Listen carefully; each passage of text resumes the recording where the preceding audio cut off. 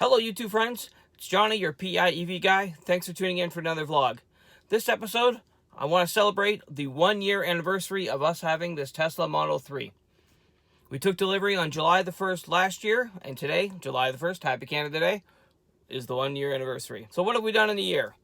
Well, we've driven 31,000, actually just shy of 32,000 kilometers, 6,800 of which included our trip to Florida and back.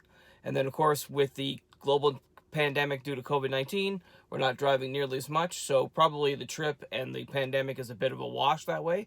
So I'd say we'll probably do about 30,000 kilometers on average a year for this car, which is good.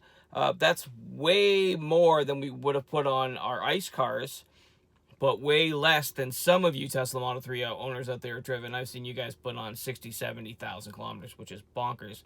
You guys are car driving maniacs, you really are. And with those 31,000 kilometers, I've estimated we're saving about $300-ish a month, give or take. So we're well over $2,000 for the year. Now, I don't have exact stats because of the slowdown. We're not driving nearly as much. But let's just call it, $2,000, $2,500 we've saved, which is great. So you'll forgive me for this vlog. Part of it might be a bit of a review or stuff you've heard me say before. I'm going to try to keep most of it fresh. But maybe my new subscribers haven't seen those older videos and would like to know about these features that we really absolutely love. When I show someone the car, the first thing I always show them is the app. Having access to the car's features via the Tesla app on your phone is absolutely awesome.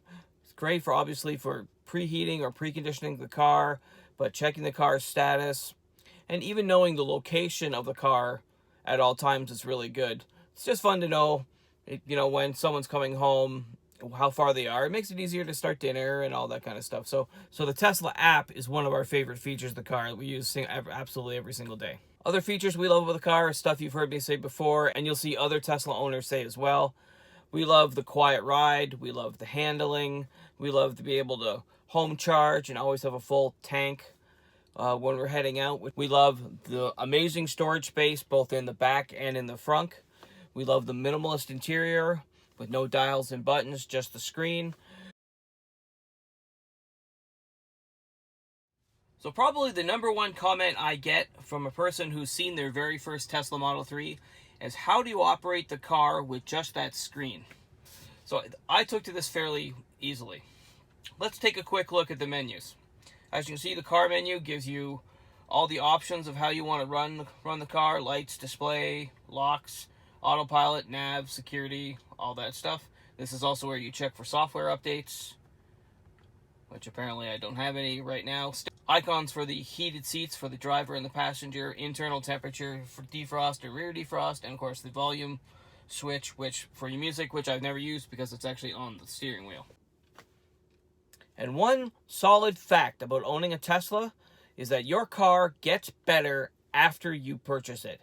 And of course I'm talking about software updates.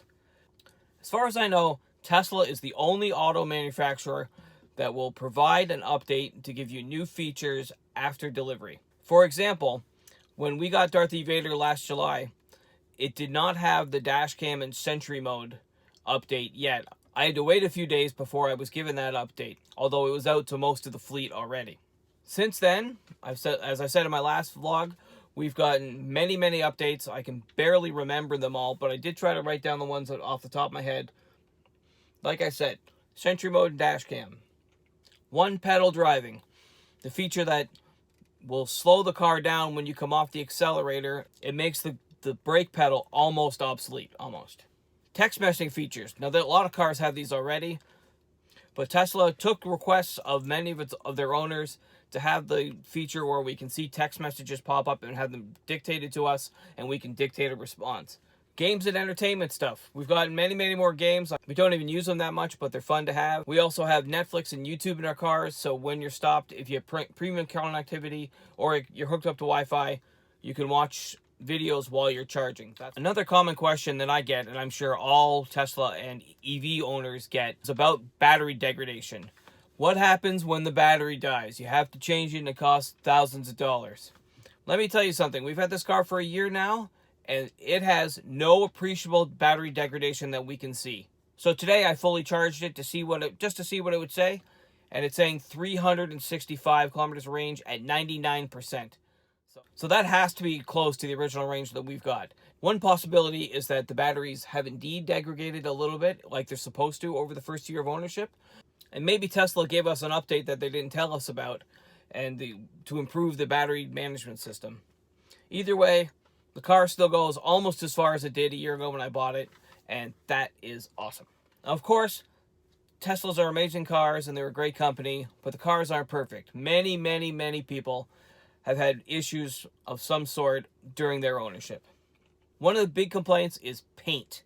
The paint that they put on in California is not nearly as durable as other paints from other manufacturers around the world. Now, we're lucky. Our paint is in pretty good condition, and I haven't seen any visible wear yet. But many people have had lots of issues with the paint, and that's something to think about when getting a Tesla. One way to preserve your paint, obviously, is to put on paint protection film or a ceramic coating, neither of which I've done, by the way. I'm going to do it as soon as we get through this summer. And to install mud flaps. And I have a set of mud flaps from Tesla, and I'm going to put those on, so that should help protect the paint. And one of the biggest factors that turns away a lot of people is the sticker shock. Simply put, these cars are expensive for people in maritime Canada. That's by far the most I've ever spent on a vehicle, and it is a little out of our comfort zone. Between the gas savings and the fact that we love this car, makes the payments a little easier to swallow every month. I do tell those people who are shocked at the price of the cars, I've never heard anybody complain about the price of the car after they've taken delivery. We all love it. Speaking of expense, one of the other aspects I was not prepared for was the added expense of add-ons. The price of the floor mats and the wireless charger and the other add-ons was quite expensive. I was not expecting that. I did make a video about that, and I'll put a link up here, I think it goes. If you haven't seen that video, please check it out. That's something to keep in mind when you're ordering a Tesla Model 3. There could be an added expense after delivery to customize your car the way you want it to. So in conclusion, after 1 year after purchasing our Tesla Model 3, obviously we absolutely love it. Making the switch to an electric vehicle was the best thing we've ever done. I would order another one in a second. So I'd like to take a second now and thank every single one of you guys for subscribing to my channel and watching these videos. It's not easy for me. I'm not a very good orator. I'm not a performer. You have no idea how many times I've had to stop and retake something because something doesn't come out correctly. I'm putting a lot of effort into this, trying to make myself a better performer and make this channel better for you guys. And again, I just want to say thank you very much. I really appreciate everybody who takes the time to watch these videos and to listen to me rant and blabble on like this. It's really, really cool. That being said, keep doing the stuff with the liking and the subscribing. It really helps out. And we will talk to you guys on the next one. Happy Canada Day to you, and take care. See ya.